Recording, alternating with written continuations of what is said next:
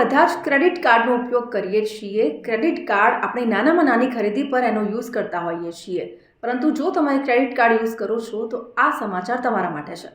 નમસ્કાર, સંદેશ ન્યૂઝના ડિજિટલ પ્લેટફોર્મમાં આપનું સ્વાગત છે અને હું છું આપની સાથે માલવી।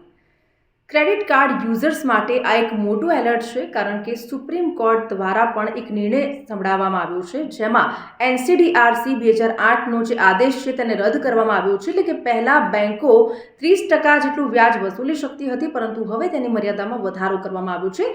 સુપ્રીમ કોર્ટે બેંકોના પક્ષમાં આ નિર્ણય સંભળાવ્યો છે, કારણ કે બેંકોએ મળીને સુપ્રીમ કોર્ટમાં અપીલ કરી હતી ને સુપ્રીમ કોર્ટે ત્યારબાદ આ નિર્ણય સંભળાવ્યો છે કે હવે બેંકો તમારી પાસેથી વધારે વ્યાજ વસૂલી શકશે। જે પહેલાં 30% વસૂલી શકતી હતી, હવે 50% સુધી વસૂલી શકે છે।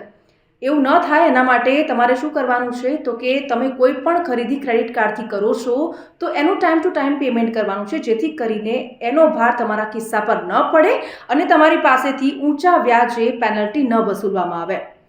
એકવાર જો તારીખ નીકળી જશે તો એની ઉપર ઊંચા વ્યાજે પેનલ્ટી લગાવવામાં આવશે, અને એટલા જ માટે હવે એક માઇન્ડસેટ તમે સેટ કરી લો કે ટાઈમ ટુ ટાઈમ તમારે ક્રેડિટ કાર્ડનું જે બિલ છે એનું પેમેન્ટ કરવાનું છે, જેથી કરીને એની અસર તમારા ખિસ્સા પર ન પડે અને તમારે વધુ વ્યાજ ન ચૂકવવું પડે।